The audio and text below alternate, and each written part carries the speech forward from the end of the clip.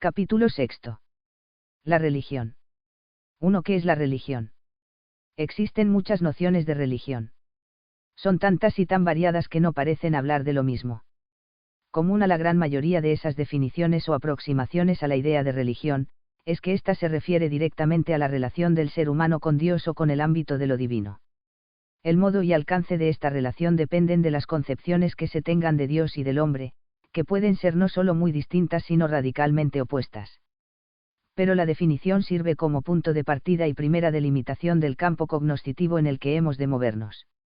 Hemos considerado en el capítulo anterior que la religión, o la dimensión religiosa, es parte constitutiva del ser humano.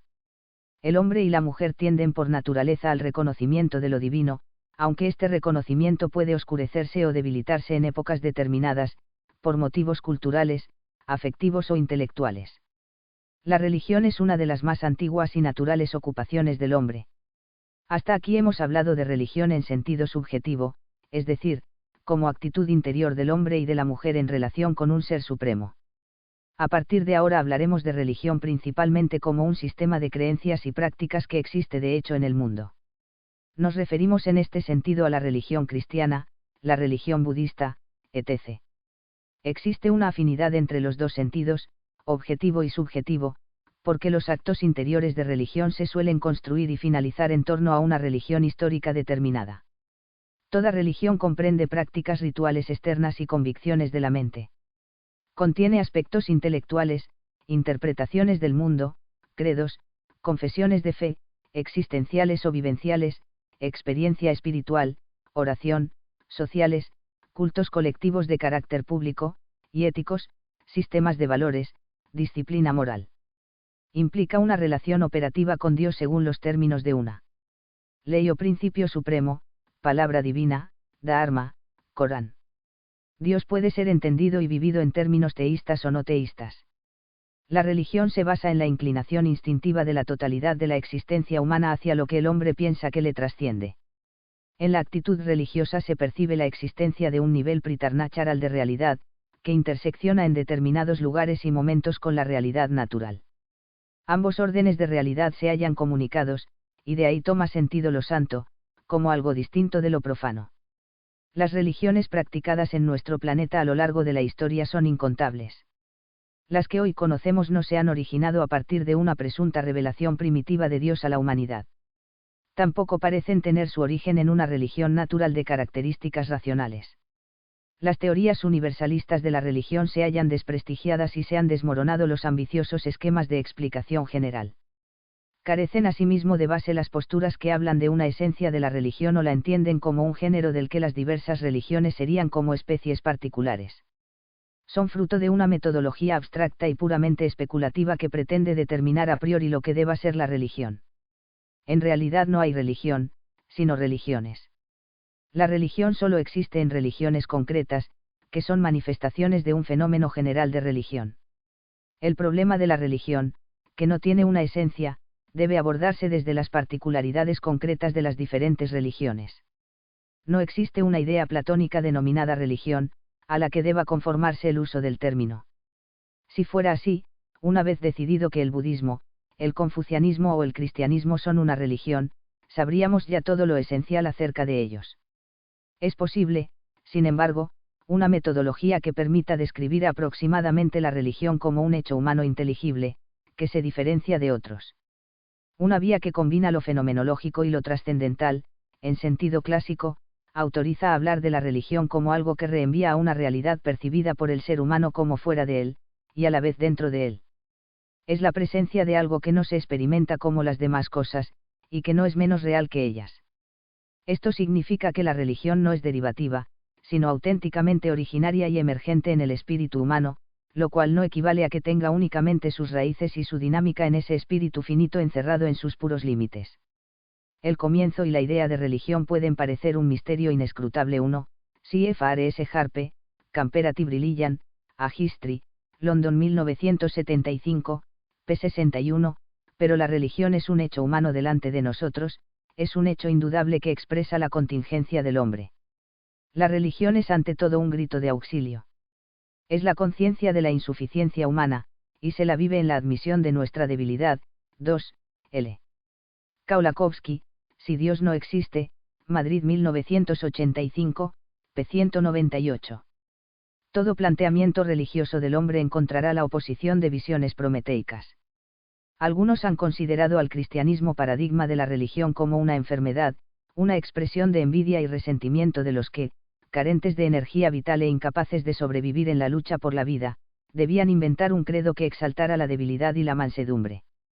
Puede uno preguntarse, dice Kaulakovsky con ironía, cómo esta fragilidad nacida de la envidia pudo resultar victoriosa contra el aliento de una vida robusta. Más bien podría parecer que los débiles, que han conseguido imponer su visión al mundo, demuestran no ser tan débiles después de todo. 3, Ibid, p. 199. Al dotar al hombre de un claro sentido de su contingencia y de lo finito de la vida, de la corruptibilidad del cuerpo, de las limitaciones de la razón, de la conciencia de la culpa, del poder del mal que habita en él, de la necesidad de una salvación que no puede venir del hombre mismo, toda religión es un desafío a los aspectos prometeicos de la primera y de la segunda ilustración. 2. Religión y cultura. La religión es el aspecto más importante de una cultura determinada, a la que suele dar coherencia y unidad. Al menos así ha ocurrido históricamente. Hay de hecho una relación dialéctica entre cultura y religión, dado que ambas se influyen mutuamente. Toda religión se nos presenta mediada por una cultura, tanto en ritos y formas externas como en modos de pensar, categorizar y expresar lo creído. En este sentido no existe una religión pura, es decir, una religión que pueda salirse del medio cultural o prescindir de él. Liberar un mensaje religioso del medio cultural, a través del que se expresa, es una empresa imposible y arriesgada. Hay a la vez una tensión entre una religión y el sistema cultural en el que nace y se desarrolla. La religión puede unas veces apoyarlo y extenderlo, pero otras puede producir un efecto debilitador. Más frecuente es, sin embargo, que la cultura produzca gradualmente un efecto de erosión en la religión. Es el fenómeno que solemos llamar secularización, y que afecta a las instituciones, concepciones y valores religiosos. No debe olvidarse que toda religión es siempre la religión de un hombre caído. Algunos autores se aventuran a distinguir entre las religiones en sí mismas y las corrupciones que padecen por obra humana. 4, es la tesis, por ejemplo, de G. Odasso, Biblia e Religioni, Roma 1998, pp 372s. Es una distinción irreal.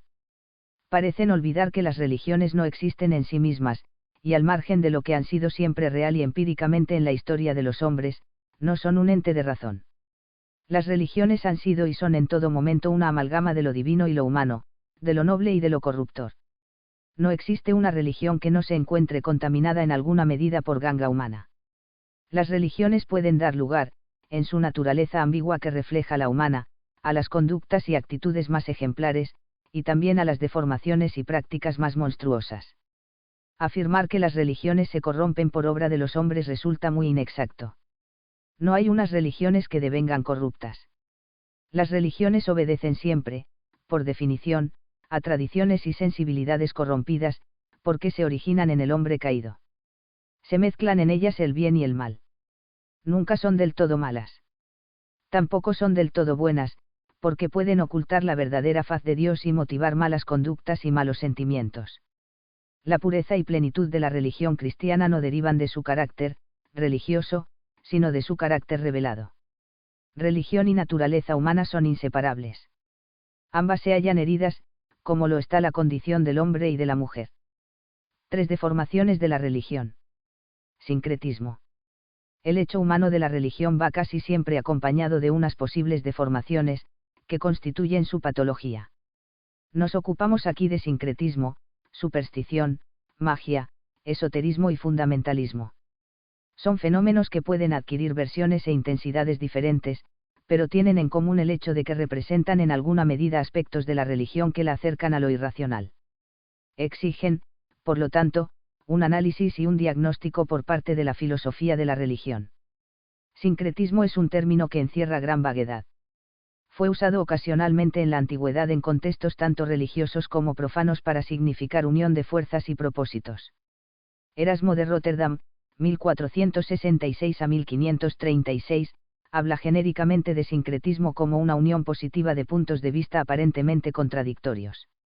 La noción adquiere en el siglo XVII un tono negativo y se refiere a la conciliación improcedente de opiniones y criterios teológicos opuestos. Sincretismo deviene así un término polémico que se emplea para defender la religión verdadera frente a la herejía. A partir de la segunda mitad del siglo XIX, la palabra entra de lleno en el campo de la historia de las religiones, se reviste de un sentido más bien neutral, pero se usa en ocasiones de modo ideológico y racionalista, para referirse a presuntas influencias estructurales que el cristianismo habría sufrido de otras religiones y cultos antiguos. Un análisis riguroso del sincretismo indica que se trata de una mezcla o combinación, total o parcial, de religiones.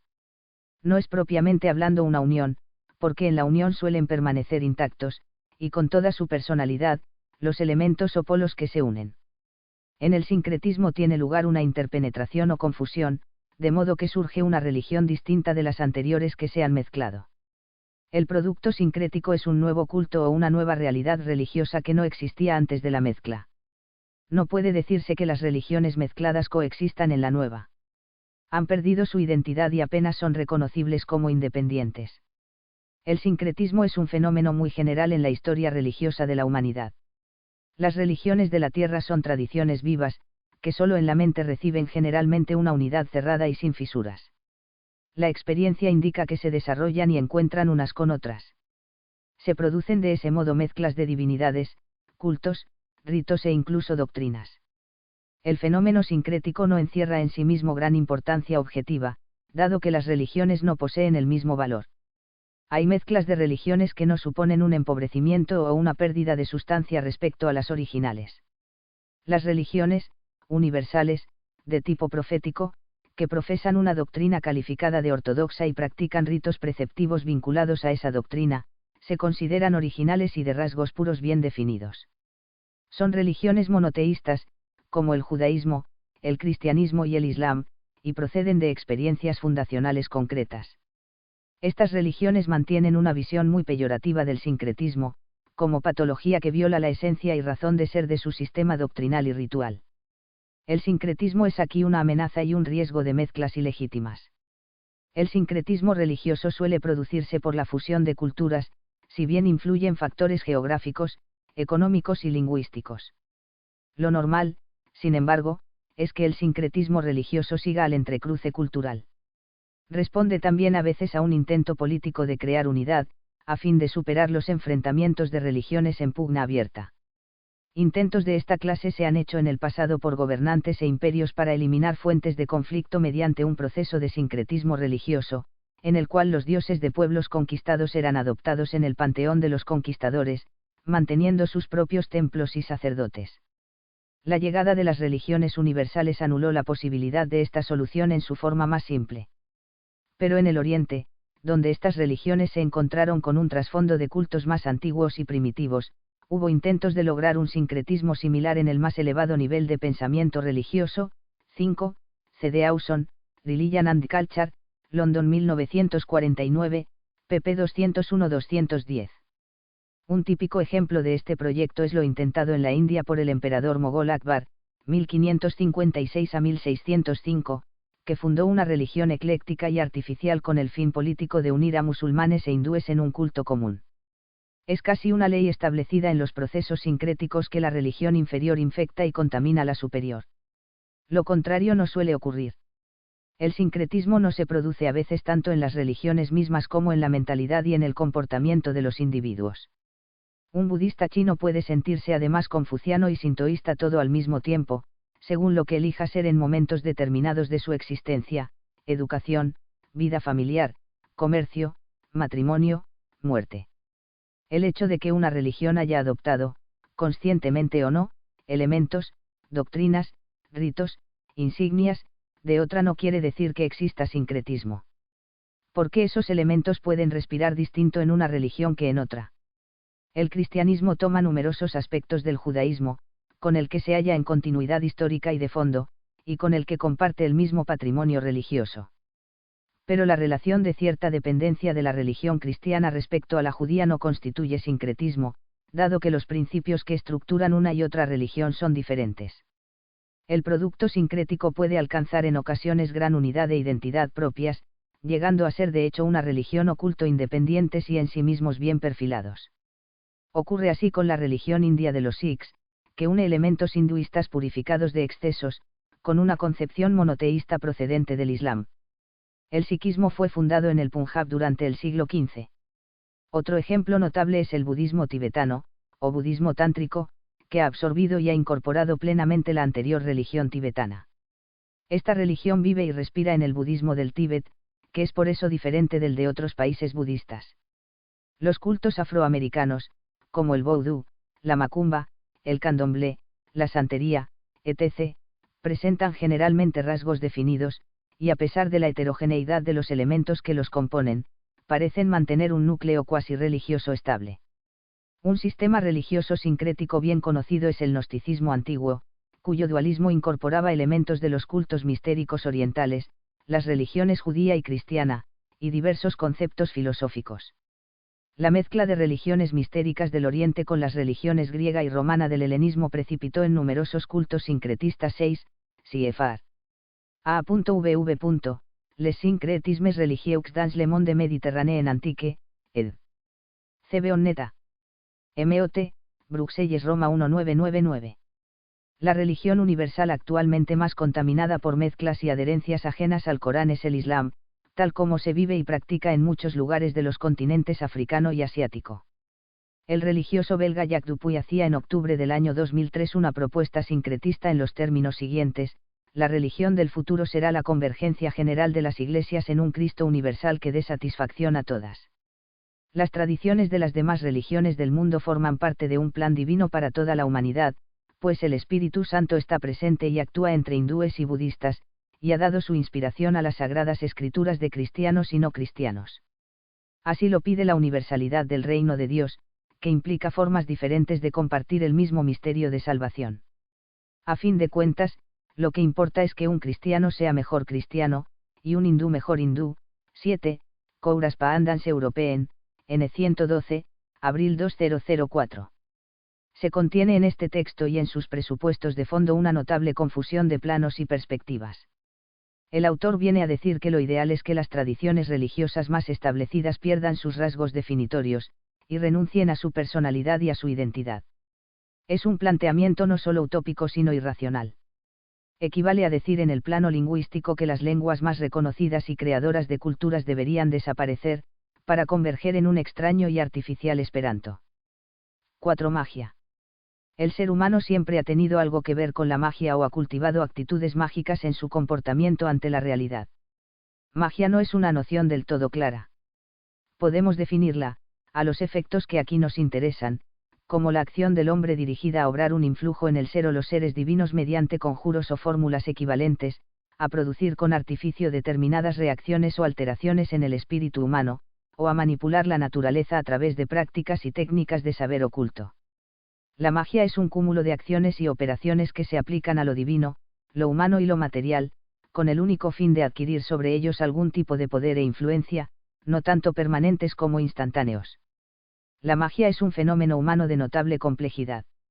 Hunde sus raíces, antropológicas, religiosas y culturales, en las peculiaridades del espíritu del hombre y de la mujer, y en su fascinación por encontrar vías extraordinarias de actuación que les permitan suplir sus carencias y limitaciones.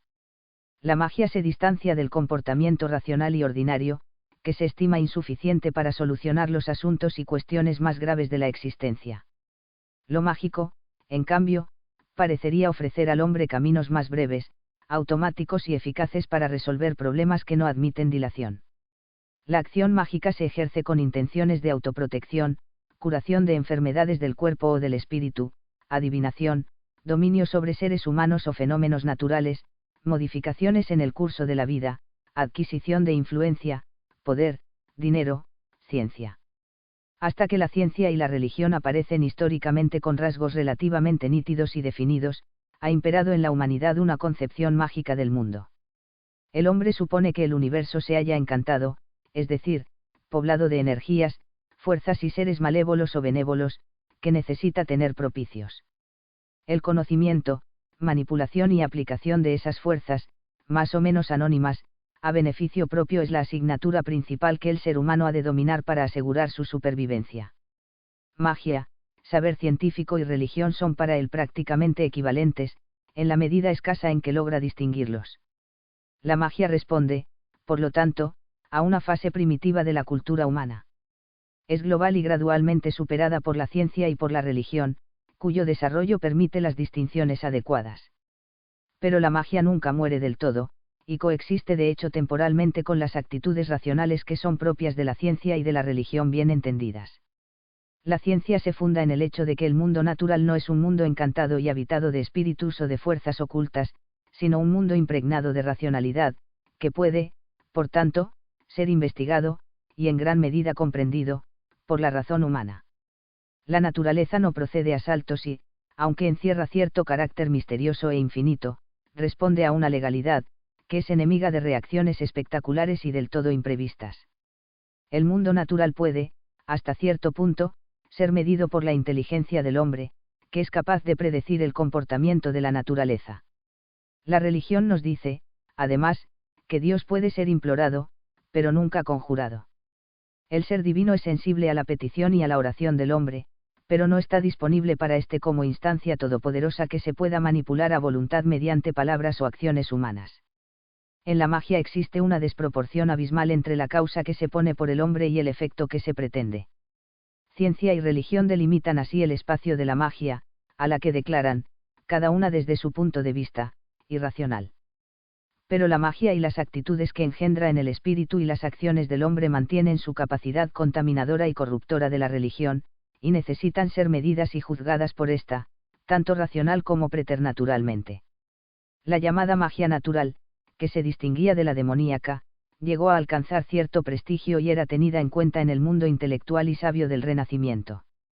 Pero había en su base una visión fatalista y no providente de la vida humana, que intentaba protegerse de la inseguridad y del dolor. Se pensaba en último término que el universo es un ser vivo, hecho de correspondencias ocultas y de ocultas simpatías, poblado de espíritus y accesible a las influencias y saberes del hombre iniciado. El cosmos se concibe aquí como un espacio en el que los astros nos hacen señas, se miran y nos miran, se escuchan y nos escuchan. 8. C.F. F.C. Ardini, Magia, Brujería y Superstición en el Occidente Medieval, Madrid 1982, p. 65. La magia guarda estrecha relación con la astrología y la alquimia. Todas presuponen la noción de un universo recorrido por un único movimiento vital, caracterizado por misteriosas correspondencias. Hablan de la recíproca inteligencia de los planetas, los elementos naturales, los metales y las piedras, lo cual permitiría indagar la estructura del mundo y buscar la comprensión de la voluntad de Dios y las leyes que rigen la vida y la muerte, la salud y la enfermedad, la fortuna y los infortunios de los individuos. En este universo mágico, cuyas ramificaciones llegan hasta nuestros días, apenas queda sitio para el Dios creador y solícito, aunque muchos no le nieguen su sitio de modo consciente y explícito. Resulta así que, lejos de lograr la seguridad, la existencia humana deviene insegura al sentirse prisionera de fuerzas cósmicas impersonales que el cristianismo había desterrado. Entre las religiones dotadas de una ortodoxia monoteísta más firme, pero cuya práctica se halla contaminada en muchos lugares por elementos mágicos, se encuentra el Islam. Esta gran religión de alcance universal es un ejemplo de cómo pueden coexistir lo religioso y lo mágico en ámbitos determinados, y de la fuerza aparentemente irreductible de la magia. La práctica de la magia en el mundo islámico suele ocurrir al margen de los ritos, ceremonias, oraciones y doctrinas oficiales de la religión coránica y es considerada malévola y antisocial. Los hombres y mujeres cultos del Islam mantienen hacia lo mágico una postura negativa, y consideran esas prácticas como supersticiones que deben ser extirpadas. Las comunidades musulmanas practican, sin embargo, diversos tipos de magia, entre los que se cuentan el recurso a magos, el uso de amuletos, la brujería, el mal de ojo y las maldiciones. 9. C.F.R. J.M. Orales, El Islam, Tercera ed., Madrid 2001, pp. 198s. El Corán ofrece todo lo que cree necesario para precaverse de lo que considera magia negativa. Dos breves suras, la 113ª y 114a, se refieren especialmente a la magia. La primera de ellas, titulada El Alba, dice así, repite: me refugio en el Señor del alba, del mal que hacen sus criaturas, del mal de la oscuridad cuando se extiende, del mal de las fuerzas que soplan en los nudos, del mal del envidioso cuando envidia. El uso de soplar sobre nudos era una práctica mágica muy extendida en el mundo semítico. En la sura 114 leemos, repite, me refugio en el Señor de los hombres, Rey de los hombres, Dios de los hombres, del mal de la insinuación, del demonio, que se escabulle, a la invocación del nombre de Dios, que se insinúa en el ánimo de los hombres, sea demoníaco o humano. La sura 113 se refiere de modo principal a los maleficios contra la salud física. La 114 se ordena a preservar contra todo lo que pueda alterar la mente. La sura primera del Corán, denominada Fatia, la que abre, es también considerada un talismán de gran eficacia. Se considera que aleja los malos espíritus y defiende contra el mal de ojo. Magos y exorcistas la usan en sus encantamientos y talismanes. La paradoja contenida en esos episodios y acciones es que precisamente los textos previstos como remedios contra la magia y los maleficios son utilizados de modo mágico por la mayoría de los musulmanes. En el mundo musulmán abundan los expertos en conocimientos mágicos y esotéricos que deben contribuir al bienestar de los individuos y a la prosperidad de las aldeas en las que habitan. Otras veces son hombres y mujeres temidos, que pueden usar su ciencia en perjuicio de la comunidad. El papel que desempeñan los magos es así de gran ambigüedad. Las creencias y prácticas mágicas que viven en el Islam responden a deformaciones típicas del espíritu religioso, que existen con versiones diferentes, y grados distintos de intensidad y extensión, en todas las religiones. Las instancias oficiales que en el Islam pudieran eliminar, o al menos contener la magia y costumbres afines ejercen una actuación débil y más bien indirecta, como puede ser la actuación de juristas, escritores de prestigio, instituciones y centros de ciencia religiosa, etc. La práctica y comprensión de los sacramentos y sacramentales cristianos no siempre se ha visto libre de un uso afín a lo mágico, en algunos ambientes populares, por fieles ignorantes de la doctrina correcta. La realidad sagrada que se contiene en el sacramento puede ser empleada de modo mágico, en la intención del sujeto o en la aplicación que hace del sacramento.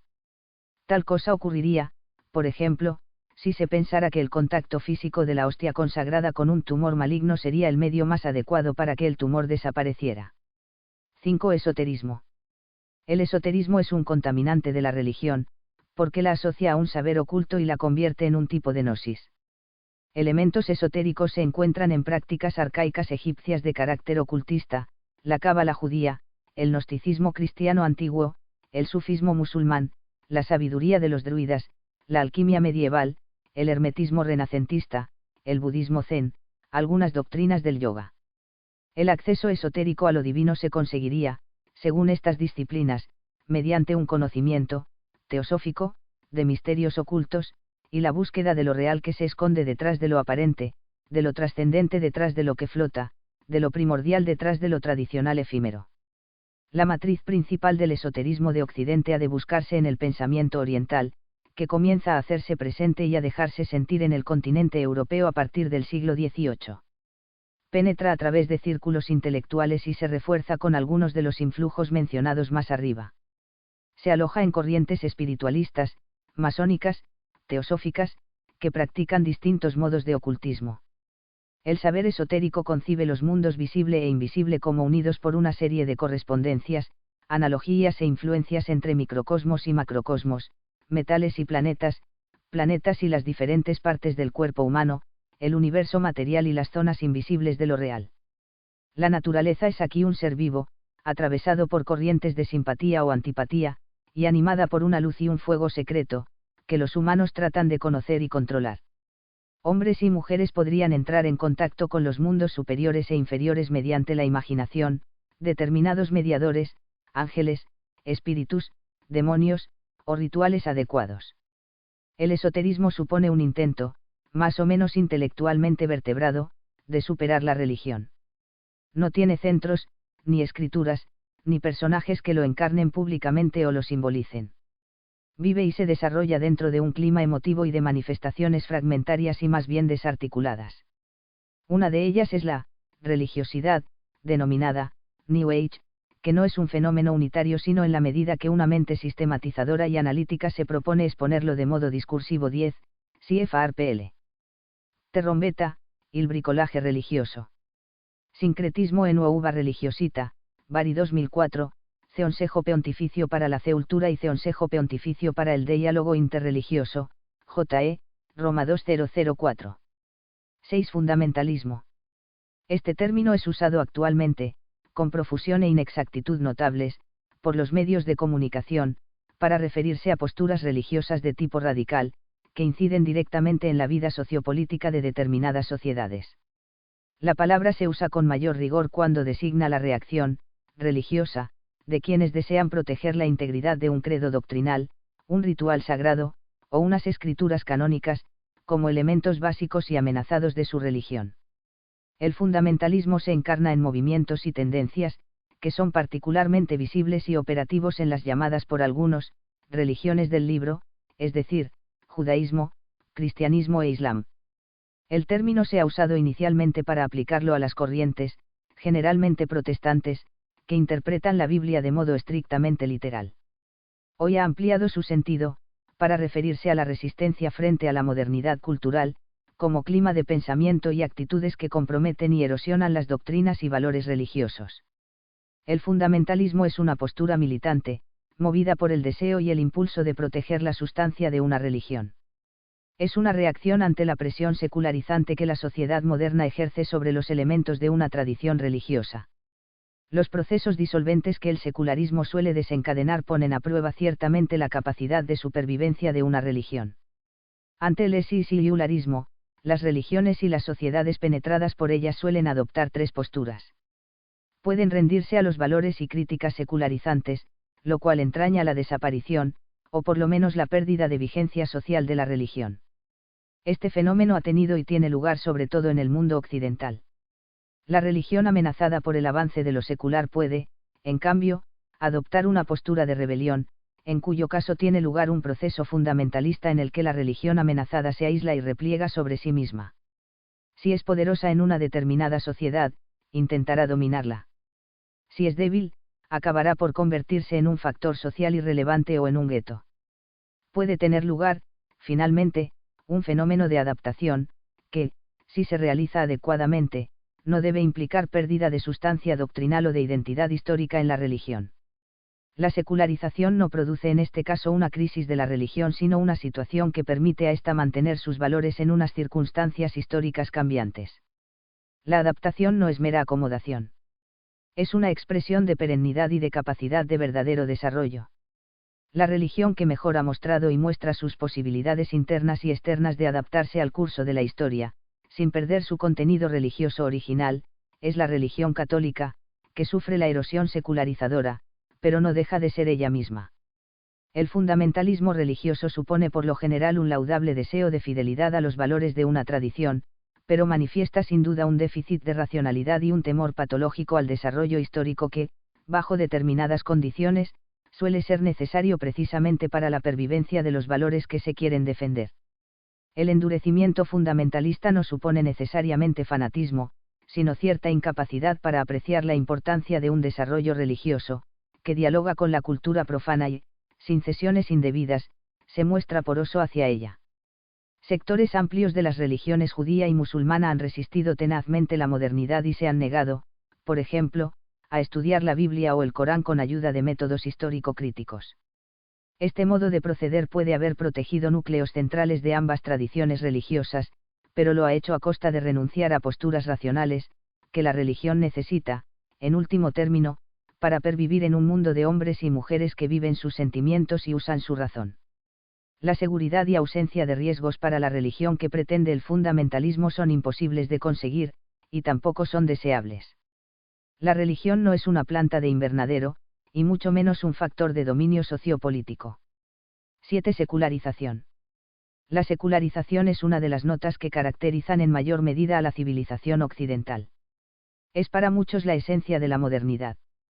Tiene como sujeto a la sociedad y a los hombres y mujeres que la componen, de modo que no es la religión lo que se seculariza, sino la sociedad y el mundo donde la religión se acepta, se siente y se practica. No debe confundirse con secularismo. El secularismo tiene mucho de programa ideológico.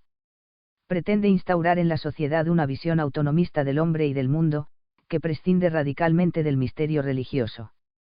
Suele implicar hostilidad activa hacia la religión. La secularización consiste en un proceso cultural y polivalente por el que cuestiones y asuntos centrales de la existencia humana se trasladan del campo de la religión al dominio de la ciencia, empírica, o de la filosofía. Como escribe Peter Berger, la secularización afecta a la totalidad de la vida cultural e ideológica, y puede observarse en el declinar de los temas religiosos en las artes, en la filosofía, en la literatura, y sobre todo en el despertar de la ciencia como una perspectiva respecto al mundo, autónoma y eminentemente profana. 11. Para una teoría sociológica de la religión, Barcelona 1971, p. 155. Este proceso tiene una vertiente subjetiva. Religión y secularización mantienen una relación dialéctica. Es decir, se implican e influyen mutuamente, de modo que una reacciona sobre la otra, y viceversa. La religión misma es secularizante. Origina secularización y le es concomitante. Porque la religión no existe en abstracto. Vive en hombres y mujeres concretos, y en culturas históricas determinadas. No se es religioso en general, sino a través de una religión concreta. La religión y el impulso religioso más puros que puedan darse no existen sino mediados siempre por elementos finitos, contingentes e imperfectos que los limitan y a veces deforman. Ocurre así con frecuencia que la religión deviene, al desarrollarse, una crítica de sí misma. 8 causas. Un conjunto de hechos de dimensiones tan vastas como la secularización no puede atribuirse a una sola causa. Son múltiples los factores que se pueden advertir en los orígenes y en el desarrollo del proceso secularizador.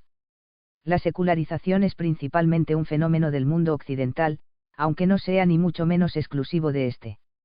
Las teorías sociológicas predominantes en el siglo XX suelen ver en la racionalización de la sociedad humana la esencia o el factor más determinante de la secularización. 12. M.W. Ber, Ensayos sobre Sociología de la Religión y, Madrid 1998. No hace falta añadir que poderosos fermentos secularizadores se contienen también en la Ilustración del siglo XVIII. Sin ninguna intención y sin ningún programa secularizadores en sus comienzos, el protestantismo ha vertido, sin embargo, en el cristianismo gérmenes y elementos secularizadores de efectos innegables. Los vínculos entre la religión protestante y los aspectos más contemporáneos de la sociedad occidental, incluida desde luego la secularización, se imponen hoy como un hecho. Pocos dudan de las afinidades selectivas, bien reconocidas entre la reforma del siglo XVI y la secularización, aunque las consecuencias y manifestaciones plenas de esta relación solo emergen con nitidez en el siglo XIX. 13. Sie erfahre Roelts, die Bedeutung des Protestantismus für die Entstehung der modernen Welt, Historische Zeitschrift 1, 1906, 1-66, G. Reiter, die Weltwirkung der Reformation, Munchen 1959, F.W. Agner, Metamorphosen der modernen Protestantismus, Tübingen 1999. Puede decirse que el protestantismo del siglo XIX es un punto de inflexión de un proceso en el que los elementos sobrenaturales e históricos de la tradición cristiana pierden importancia, y a veces desaparecen, a favor de un tipo de religiosidad natural de carácter ético, en la que tanto la razón como los sentimientos y las emociones han de quedar satisfechos. 14. CFR J.H. Harrison, El Homme Protestant, París 1980. Afín al hecho protestante se halla la privatización de la fe, que es un factor de secularización y a la vez una consecuencia de esta. La creencia deviene en la sociedad pluralista una opción privada que el individuo se reajusta a su medida dentro de su propio mundo interior. 15. P. Berger, El imperativo herético, Torino 1987, p. 45. Se habla también con razón de la globalización cultural, que inserta a muchas sociedades en un tipo de civilización tecnológica y mediática que tiende por su propia dinámica hacia el secularismo y el materialismo. El hecho de que, de modo creciente, los hombres y mujeres del planeta se encuentren, desde la cuna a la sepultura, bajo el control de sistemas que no pueden dominar, contribuye poderosamente a la erosión de lo religioso. Tampoco conviene olvidar que en las sociedades modernas, una serie de funciones y tareas que se apoyaban en la fe religiosa o en una creencia en algo trascendente son realizadas actualmente por los estados y por la sociedad misma.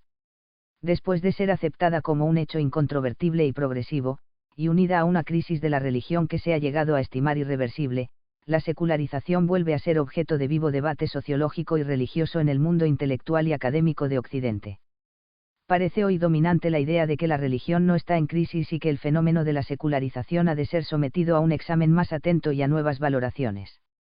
La modernidad que ha postulado el fin de la religión se limita a algunos cenáculos intelectuales de Occidente.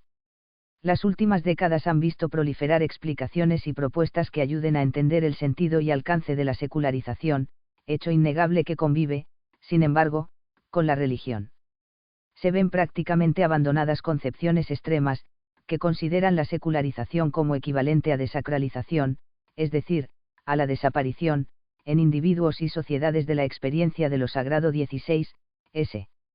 Acquaviva, el Eclisi del Sacro nella Società Industriale, Milano 1981. Se habla, en cambio, de la secularización como pérdida de plausibilidad o de credibilidad de la religión, especialmente de la religión organizada, P. Berger, o se la considera como marginación de lo religioso en una sociedad cada vez más racionalizada, B. R. Wilson, o como subjetivación de las creencias, que mantendrían su vigencia solamente a nivel del individuo y de las relaciones personales, familiares o de la pequeña comunidad creyente, T. Luckmann. Otros insisten en que la indiferencia hacia la religión organizada obedece en una medida no despreciable a profundización espiritual. En cualquier caso, la secularización implica que se cuartea gradualmente el monopolio religioso, y que los diferentes grupos sociales no condividen ya un único mundo sagrado, sino que viven en un régimen de concurrencia. Las tradiciones religiosas, que antes podían ser impuestas con autoridad, deben ahora ofrecerse, a veces de modo mutuamente conflictivo, a la libre elección de los ciudadanos. Esta situación no supone, sin embargo, que vaya a desaparecer la religión institucional. 9. Cristianismo y secularización. Por su vinculación a lo profano y secular y su desarrollo en el mundo, puede decirse que el cristianismo mantiene una relación con aspectos del proceso secularizador. Debido a la unidad misma de la realidad, que aúna lo sagrado y lo profano, la religión cristiana se ha implicado de modo particular en la secularización, y habría influido en el proceso en una medida no despreciable. Este hecho no convierte la secularización en un fenómeno inocuo o simplemente neutral, pero la sitúa en unas coordenadas que no son únicamente negativas o ensombrecedoras. La concepción cristiana de Dios, el mundo y el hombre no pretende relacionar directamente las realidades humanas con una realidad sagrada, universal y última que pudiera privar a aquellas de su valor intrínseco. Es decir, para la visión cristiana, que tiene en esto el mismo patrimonio que la judía, las legalidades construidas por el hombre en las instituciones sociales y en los papeles y funciones que se desempeñan en ellas, no reciben un estatus cósmico ni dependen directamente en sí mismas de una legitimación religiosa. La religión no sirve, por tanto, ni puede invocarse en el cristianismo para legitimar y hacer inamovible el orden social o político, aunque pueda y deba haber una presencia de la religión en la raíz de esos órdenes. El cristianismo ha desarrollado, además, la noción bíblica que sitúa a Dios fuera del mundo, lo cual le permite y le exige contemplar espacios de autonomía terrena, así como hacer un lugar para la historia y las consiguientes relaciones de amor y distancia entre Dios y el hombre. La visión cristiana de la realidad, que también en este punto crucial viene determinada por las ideas bíblicas, proclama el señorío divino sobre el mundo y la diferencia radical entre el creador y lo creado. Ha desencantado la naturaleza, que se vacía de espíritus de carácter cuasi divino y de fuerzas ocultas y misteriosas que pudieran determinar de algún modo el destino humano o influir en él. Solo la providencia, que respeta la libertad de la persona, dirige la suerte de los mortales y el curso de la historia. El cristianismo ha proclamado la diferencia entre lo sagrado y lo profano. Solo Dios es divino, y aunque lo profano y lo que suele llamarse secular debe abrirse a lo sacro para encontrar su sentido último y desarrollar todas sus virtualidades, la concepción cristiana rechaza cualquier forma de teocracia. En este sentido, el cristianismo ha aceptado siempre las instituciones seculares, y reconocido su valor intrínseco para la convivencia, la paz social y la promoción humana. Ha sancionado y valorado espiritualmente las tareas que el mundo puede encomendar al hombre y a la mujer, como algo que tiene que ver directamente con su vocación, y ha conectado su llamamiento último al reino de los cielos con las llamadas contingentes de naturaleza temporal y visible. El cristianismo ha purificado la religión desde la revelación divina, a fin de librarla de las deformaciones y corrupciones que el impulso religioso humano es capaz de introducir en los modos de relacionarse con la divinidad. De manera análoga a cómo se afirma que los libros del Antiguo Testamento contienen un amplio y hondo proceso desmitologizador, en el que la palabra divina destruye las impurezas y supera las ambigüedades de la religión prebíblica. Hay que decir también que el Evangelio continúa ese proceso de modo diferente en el Tempus Ecclesiae. Esta vacunación desde dentro contra los aspectos más negativos e implacables de la secularización no ha evitado ni evita al cristianismo sufrir la amenaza y los zarpazos de esta. La secularización contagia de hecho a un amplio sector de cristianos, que normalmente parecen pensar, decidir sus asuntos y vivir como si Cristo y el Evangelio no existieran, a la vez que parece borrarse a veces la frontera entre creencia e increencia. 1. C.F.R.S. Harpe, Comparative Religion, A History, London 1975, p. 61. 2. L. Kaulakowski, Si Dios no existe, Madrid 1985, p. 198. 3.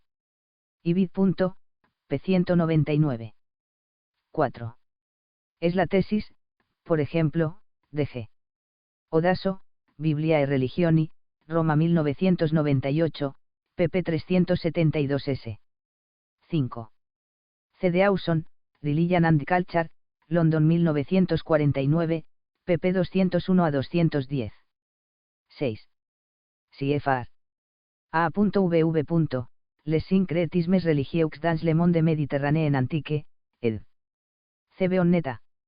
M.O.T., Bruxelles Roma 1999. 7. Correspondance Européen, N112, abril de 2004. 8. C.F.R.F.C. Ardini, Magia, Brujería y Superstición en el Occidente Medieval, Madrid 1982, p. 65. 9. C.F.R.J.M. Orales, El Islam, Tercera ed., Madrid 2001, pp. 198s. 10. C.F.R.P.L. Terrombeta, Il bricolaje religioso. Sincretismo en uva religiosita, Bari 2004, Consejo Pontificio para la Cultura y Consejo Pontificio para el Diálogo Interreligioso, J.E., Roma 2004. 11. Para una teoría sociológica de la religión, Barcelona 1971, p. 155. 12. M.W. Ver, Ensayo sobre Sociología de la Religión y, Madrid 1998. 13. C.F.R. Roelts, Die Bedeutung des Protestantismus für die Entstehung der modernen Welt, Historische Zeitschrift 1, 1906, 1 a 66, G.R. Richter, Die Weltwirkung der Reformation, Munchen 1959, F.W. Agner, Metamorphosen der modernen Protestantismus, Tübingen 1999. 14. C.F.R. J.H. Harrison, El Homme Protestant, París 1980. 15. P. Berger, El Imperativo Herético, Torino 1987, p. 45. 16. S. Acquaviva, El Eclisi del Sacro nella Società Industriale, Milano 1981.